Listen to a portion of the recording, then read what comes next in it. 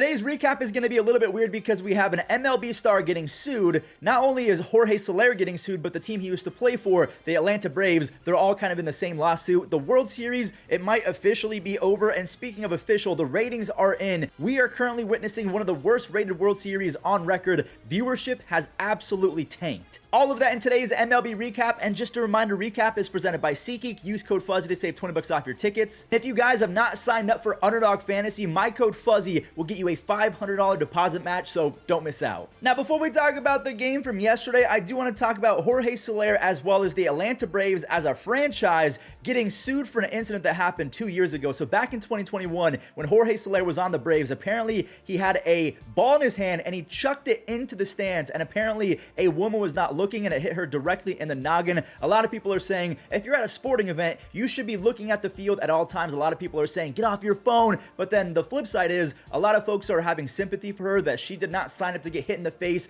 by a ball that was not hit, where she was actively looking. It seemed like it was a foul ball, or maybe it was in between innings when they were warming up. So yeah, Jorge Soler and the Atlanta Braves, they're getting sued right now by a person who is claiming that she has been caused a lot of emotional distress.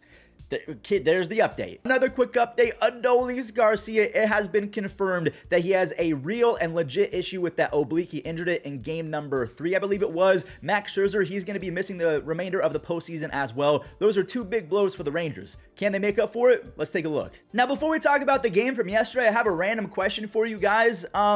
Does Halloween feel broken to you? Like, when I was a kid, Halloween and trick-or-treating, that was peak life. That was, you were going to go outside with all your friends. The entire community came together. Everyone was outside. And now it seems like trick-or-treating is kind of broken, and it's kind of sad. Like, I bought a bunch of candy. There was almost no one trick-or-treating in my neighborhood. What's going on? Is everyone inside playing Fortnite? Like, I know the season 1 map is coming back, but go outside, touch some grass. Anyways, the Rangers and the Diamondbacks, game number 4 of the 2023 World Series. Ketel Marte, look at him, a 20-game hit streak in the playoffs. That is a playoff record, just absolutely unreal. Unfortunately, nothing came of it, as Texas, they took the lead on a wild pitch in the 2nd inning. Now, staying with twos, the Rangers, they scored 10 runs with 2 outs. Let me repeat that. 10 runs with 2 outs. We called out Marcus Semien yesterday. We said that he was having an atrocious postseason, and of course, what does he do? He breaks out. That was a 2-run 3-bagger, and then there he is. He is inevitable. The Thanos of baseball strikes again. Corey Seager swatted his 3rd home run of the World Series,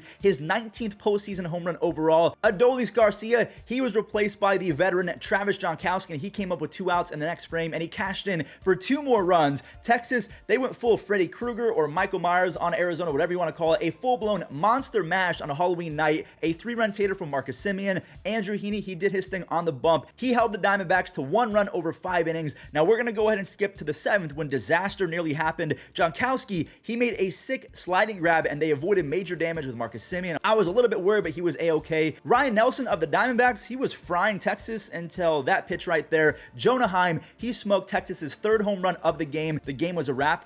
Or was it? Lourdes, he took a mean cut on a ball that was at his eyebrows, basically. He tomahawked that ball out for a 3-run dong. Rookie Gabriel Moreno, he tacked on 2 more. It was just too little, too late for the Diamondbacks. Arizona is now down 3-1 in the World Series, and we'll talk about 3-1 leads in just a second after we preview game number 5. So Zach Gallen against the current Rangers roster, he's striking them out 27% of the time, but he has a .277 batting average, which is almost as bad as Nathan Eovaldi against the Diamondbacks. They have a .302 batting average against him, but he's striking out almost 30% of the guys that he's facing. So again, on paper, the Diamondbacks have the slight advantage over Nathan Eovaldi in game number 5, but Nathan Eovaldi, they're calling him Big Game Nate because he's been so good in these playoffs. Zach Gallen, on the other hand, he's been an absolute bust. Now, MLB decided to trigger my PSD early this morning. They put out an article saying that a 3-1 lead, okay, it's been overcome before.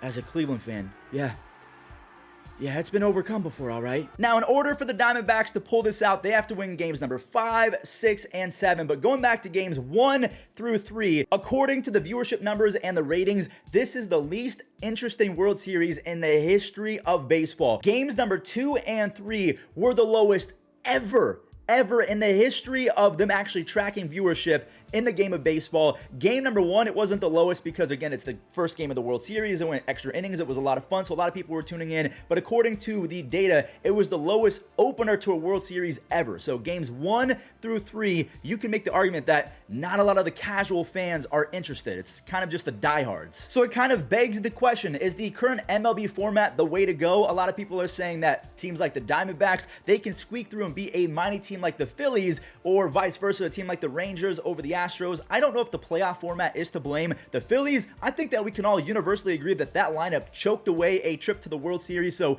blaming the playoff format, I'm not going to do that. The Astros, that was a fun series between them and the Rangers. Maybe you could say that the Astros pitching staff with Framber Valdez and Christian Javier, they choked, but was it because of the playoff format and they were gassed, or momentum was not on their side? I don't know if I can officially say that, but according to the viewership numbers, no one really cares about the Diamondbacks or the Rangers in the World Series, and that's kind of sad to say. But don't let that cloud your judgment on the game of baseball. Viewership was still up in the regular season and the first few rounds of the playoffs. It's just the World Series is kind of tailing off, and maybe people are just burnt out on baseball because baseball has been going on for months now. Maybe people are just, the Rangers are going to win, I'm tuned out, and now they're going on with life. What is your assumption? What is going on? Today's Immaculate Grid is going to be fun. So we have the Blue Jays and the Phillies. I'm going to go with a guy that used to be one of the more terrifying players in baseball because he used to like punch himself. Ken Giles, a 30 stolen base season for the Phillies. So we have the Flying Hawaiian. We have Shane Victorino. I feel like Bobby Abreu did that back in the day. I'm going to go with Shane just because he's one of my favorite players of all time. He lives in Las Vegas. So every single one has been under 10%. Let's try and live there. I'll skip that one for right now because, again, I'm trying to stay under 10%.